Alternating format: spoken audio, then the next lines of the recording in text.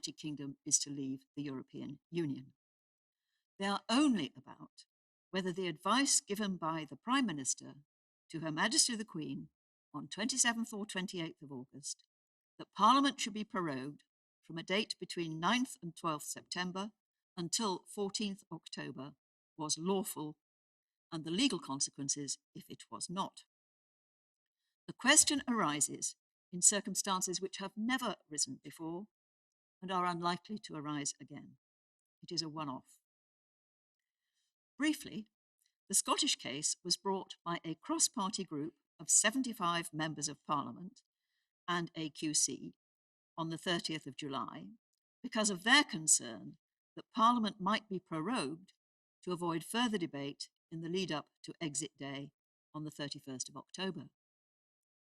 On the 15th of August, Nicky da Costa, Director of Legislative Affairs at Number 10, sent a memorandum to the Prime Minister, copied to 7 people, civil servants and special advisers, recommending that his parliamentary private secretary approach the palace with a request for prorogation to begin within 9th to 12th September and for a Queen's speech on 14th October. The Prime Minister ticked yes to that recommendation. On 27th or 28th August, in a telephone call, he formally advised Her Majesty to prorogue Parliament between those dates. On 28th August, Mr. Jacob Rees-Mogg, Leader of the House of Commons and Lord President of the Privy Council, Mr. Mark Harper, Chief Whip, and the Baroness Evans of Bowes Park, Leader of the House of Lords, attended a meeting of the Privy Council held by the Queen at Balmoral Castle. An order in council was made that Parliament be prorogued between those dates, and that the Lord Chancellor prepare and issue a commission for proroguing Parliament accordingly. A cabinet meeting was held by conference call shortly after that in order to bring the rest of the cabinet, quote, up to speed, end quote, on the decisions that had been taken. That same day, the decision was made public, and the Prime Minister sent a letter to all members of Parliament explaining it. As soon as the decision was announced, Mrs. Miller began the English proceedings challenging its lawfulness. Parliament returned from the summer recess on the 3rd of September. The House of Commons voted to decide for themselves what business they would transact. The next day, what became the European Union Withdrawal No. 2 Act passed all its stages in the Commons. It passed all its stages in the House of Lords on the 6th September and received royal assent on the 9th September. The object of that act is to prevent the United Kingdom leaving the European Union without a withdrawal agreement on the 31st of October. On the 11th of September, the High Court of England and Wales delivered judgment dismissing Mrs. Miller's claim on the ground that the issue was not justiciable in a court of law. That same day, the Inner House of the Court of Session in Scotland announced its decision that the issue was justiciable, that it was motivated by the improper purpose of stymieing parliamentary scrutiny of the government, and that it and any prorogation which followed it were unlawful and thus void and of no effect. Mrs. Miller's appeal against the English decision and the Advocate General's appeal against the Scottish decision were heard by this court from 17th to 19th September. Because of the importance of the case, we convened a panel of 11 justices, the maximum number of serving justices who are permitted to sit. This judgment is the unanimous judgment of all 11 justices. The first question is whether the lawfulness of the Prime Minister's advice to Her Majesty is justiciable. This court holds that it is. The courts have exercised a supervisory jurisdiction over the lawfulness of acts of the government for centuries. As long ago as 1611, the court held that, quote, the king, who was then the government, hath no prerogative but that which the law of the land allows him, end quote. However, in considering prerogative powers, it is necessary to distinguish between two different questions. The first is whether a prerogative power exists, and if so, its extent. The second is whether the exercise of that power within its limits is open to legal challenge. This second question may depend upon what the power is all about. Some powers are not amenable to judicial review, while others are. However, there is no doubt that the courts have jurisdiction to decide upon the extent and limits of a prerogative power. All the parties to this case accept that. This court has concluded that this case is about the limits of the power to advise Her Majesty to prorogue Parliament. The second question, therefore, is what are the limits to that power? Two fundamental principles of our Constitution are relevant to deciding that question. The first is parliamentary sovereignty, that Parliament can make laws which everyone must obey. This will be undermined if the executive could, through the use of the prerogative, prevent Parliament from exercising its powers to make law for as long as it, the executive, pleased. The second fundamental principle is parliamentary accountability.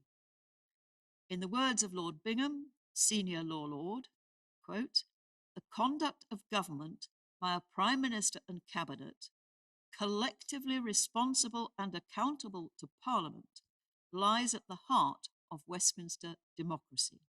End quote. The power to prorogue is limited by the constitutional principles with which it would otherwise conflict.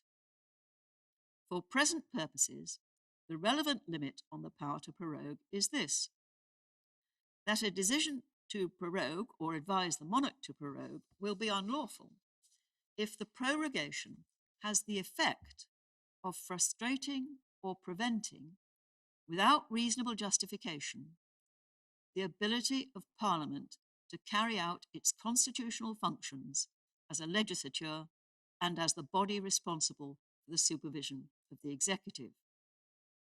In judging any justification which might be put forward, the court must, of course, be sensitive to the responsibilities and experience of the Prime Minister and proceed with appropriate caution.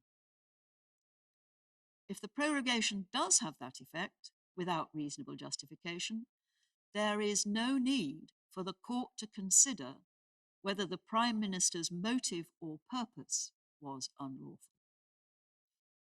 The third question, therefore, is whether this prorogation did have the effect of frustrating or preventing the ability of Parliament to carry out its constitutional functions without reasonable justification.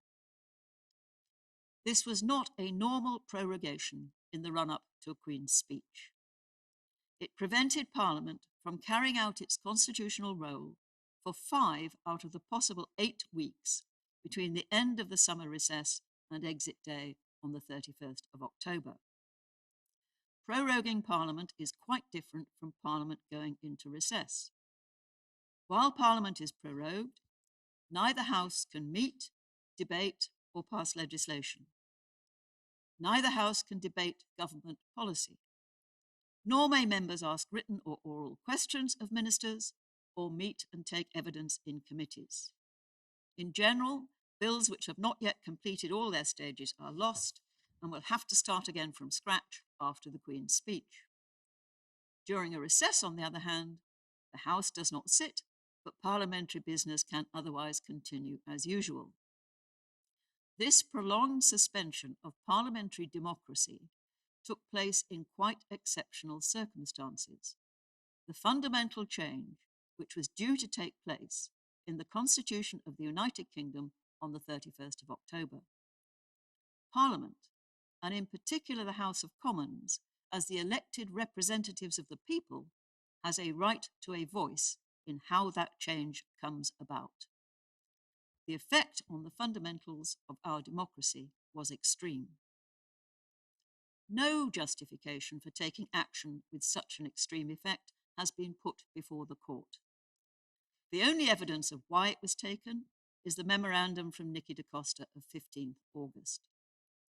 This explains why holding the Queen's speech to open a new session of Parliament on the 14th of October would be desirable. It does not explain why it was necessary to bring parliamentary business to a halt for 5 weeks before that, when the normal period necessary to prepare for a Queen's speech is 4 to 6 days. It does not discuss the difference between prorogation and recess. It does not discuss the impact of prorogation on the special procedures for scrutinising the delegated legislation necessary to achieve an orderly withdrawal from the European Union, with or without a withdrawal agreement, on the 31st of October. It does not discuss what parliamentary time would be needed to secure parliamentary approval for any new withdrawal agreement as required by Section 13 of the European Union Withdrawal Act 2018. The Court is bound to conclude, therefore, that the decision to advise Her Majesty to prorogue Parliament was unlawful because it had the effect of frustrating or preventing the ability of Parliament to carry out its constitutional functions without reasonable justification.